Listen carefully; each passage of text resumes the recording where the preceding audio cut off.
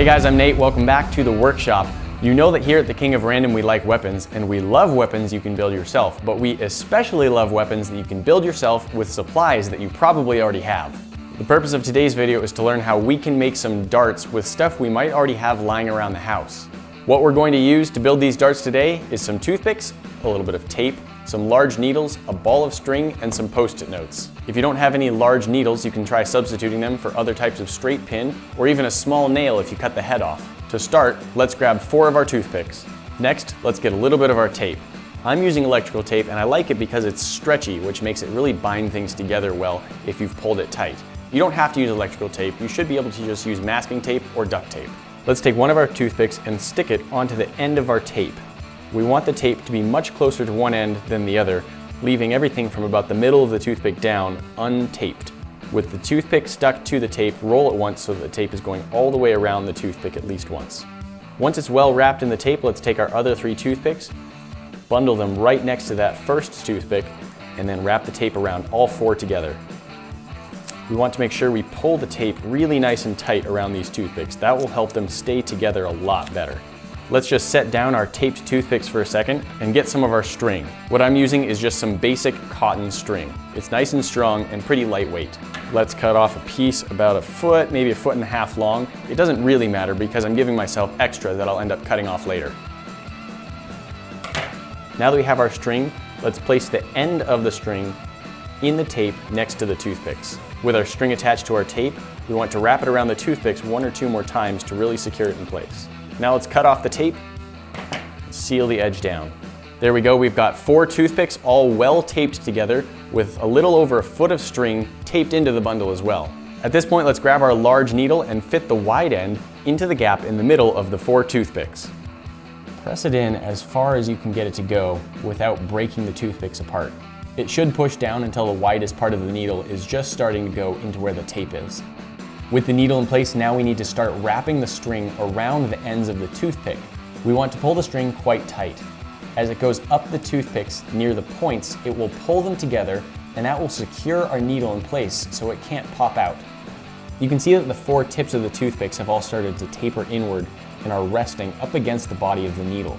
Once we reach the tip of the toothpicks, let's wrap the string back down. It doesn't have to be quite as tight, so I'm just going down much faster than I went up. You can see that the string is a lot more spaced out, moving away from the point of the toothpicks. Our string, which is attached to the toothpicks by the tape in the middle, is now wrapped around the tips of the toothpicks and then back down around the string and the tape. We now want to take a little bit more tape and wrap it around the string once again to secure it all in place. This part of the string is extra, so let's snip it off. Most of the body of our dart is now built, but it needs some fins on the back to stabilize it as it flies through the air. To make our fins, let's grab 1 post-it note. Fold the post-it note in half so that one end meets up perfectly with the other end. Crease the paper and then unfold it. We now want to fold it the exact same way in the opposite direction. Our paper has now been folded lengthwise and widthwise, although on a square piece of paper, the length and width are the same thing. So now what we want to do is flip our paper over and fold it 2 more times, but this time along the diagonal. And because it is a post-it note, it's sticking to itself a little bit, but that's fine, we just peel it apart. And we fold it the other direction. There we go, our paper has now been folded 4 times, which is giving us 8 lines radiating from the center. What we want to do is take the 4 concave folds and bring them down to meet each other in the center. We now have this nice pyramid shape made out of our folded paper. Let's take the toothpicks and put 1 toothpick into each quadrant of our folded paper. At this point, our dart should be ready to fly, but these fins are a little big for my taste. At this size, they're going to add a noticeable amount of drag, which will limit how far our dart will fly. So let's take them off, trim them down, and put them back on. To trim your fins, just fold any 2 of them together until you have a triangle. Now let's just cut off a strip of paper from the bottom of our triangle. Our fins are smaller, so we can put them back in between the toothpicks. There you have it, just like that, you have a dart that should fly nicely and stick right into your target. These little homemade darts should be able to fly a pretty good distance. I'm not a great shot. I think we've already established that. Ooh, not bad. I think I got an 8. Beautiful.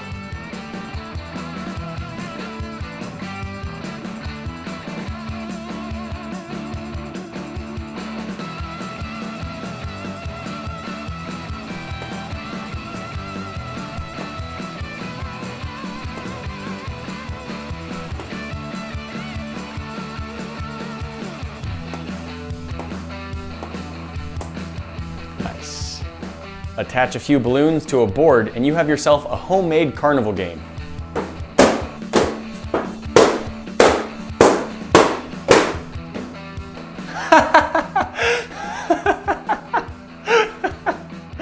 Well, if that doesn't win me a prize, nothing will. These are full-size balloons, which I've only blown up halfway, which means the very bottom of the balloon isn't stretched very much. So I was actually able to puncture the balloon without it popping. I'm just gonna leave that dart there for now, because I don't know if anyone has ever pulled that off before in the history of darts and balloons. Oh no! A very small hole in it now, and it's just slowly eking out gas. A dead man walking. Ha! Now there is one more thing I want to try. Let's see if this will work. And yes, I'm intentionally not saying what it is quite yet. Start the same way, all bundled together. Let's give ourselves a little bit more string this time. This is a little over 2 feet, I would guess. Tape that on the same way we did before. Make sure it's on there nice and tight. Wide end of the needle goes in between the 4 toothpicks. Press it down till it's really on there. Now we wrap our string, make sure it's nice and tight, working our way up the toothpicks. But this time, instead of turning around once we get to the tip, just wrap it a little bit more out onto the needle. Got a fair amount of our needle covered.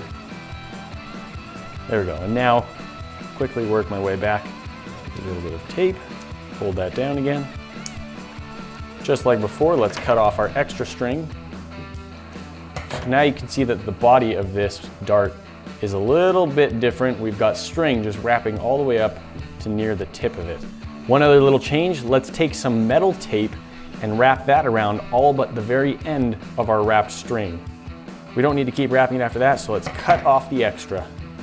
Let's reattach these fins, just the same as they were before. Now, quick test to see if this dart will still fly. It does! Wonderful! So now with our specialized dart, we're going to see if we can light it on fire. I've got this excessively large container of lighter fluid. Let's see if we can pour just a little bit of it onto the cotton wrapped tip of our dart. Oh, okay, well that's completely soaked, and I only dripped about 1 drip down onto the table, so I'm gonna call that pretty good. Now I have applied a piece of aluminum foil to our foam board, and that's what I'm gonna try and hit so that if it does stay on fire all the way to the board, it doesn't immediately try and catch the styrofoam on fire. Here goes nothing. Let's see if this will actually stay lit all the way to the board. We have a fire dart. Here goes. Oh, it went out. It lit on fire. That part was good. I'll try this one more time. It doesn't stay lit. All right, basically my last idea is I tied a whole bunch more string onto the end of this, so if this doesn't work, I'm giving up. And you'll never even see this. It worked! It worked, it worked, it worked! It's on fire still. Ha! I'm just gonna blow it out. So I don't just melt all, the board's probably melting behind it. Fire dart, ha! Fire dart was working. It was on fire when it hit the board. Yes! Fire dart. Fire dart, ha ha ha. Sorry, I have to blow it out really quick just because I'm fairly certain it's just melting the foam behind the foil immediately. Practical applications that I can think of, 0. Entertainment factor, I don't know. What's the scale? 9? 9.5? This is fantastic. I'm doing it again. Fire dart to the rescue. Not sure what you're rescuing with a fire dart. Whew.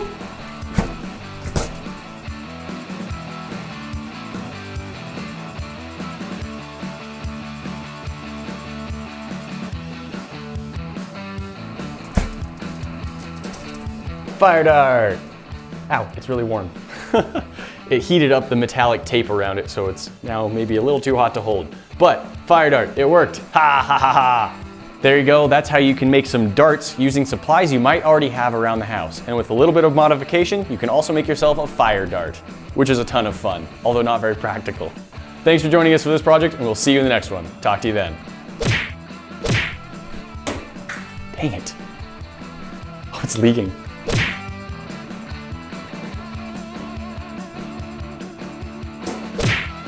Hey guys, I know there are so many great videos and great YouTubers out there that you could be watching instead of the King of Random, so I just want to say how grateful I am that you choose to watch us. We're constantly doing everything in our power to bring you the best content we can make, so truly, just wanted to say thanks.